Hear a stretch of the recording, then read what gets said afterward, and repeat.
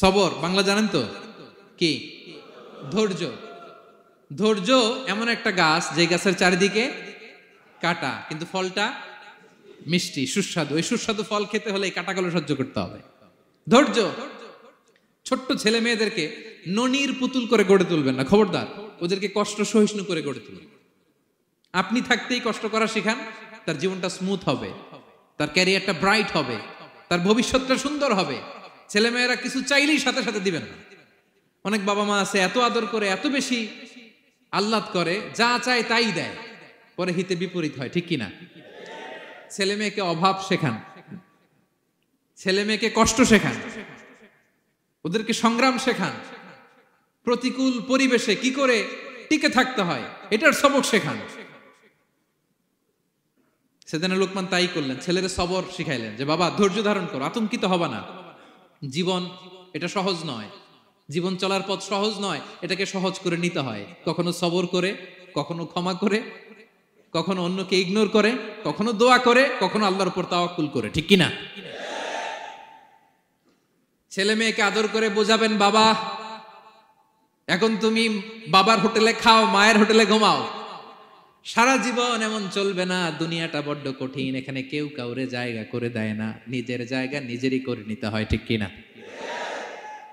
ছোটবেলা থেকেই তাকে দৃঢ় মনোবলের করে তুলতে হবে যে বাবা দুনিয়াটা এত সহজ নয়, এটা সহজ করে নিতে হয়।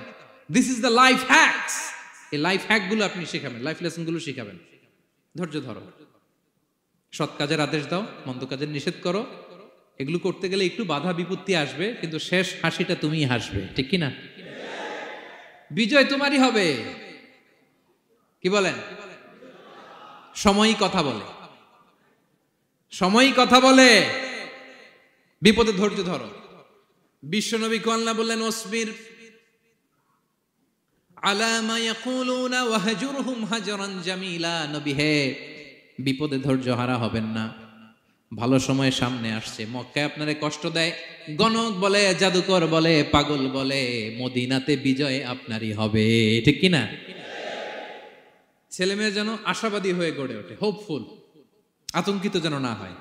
কষ্ট শিখান, ধৈর্য শিখান। আচ্ছা গেল।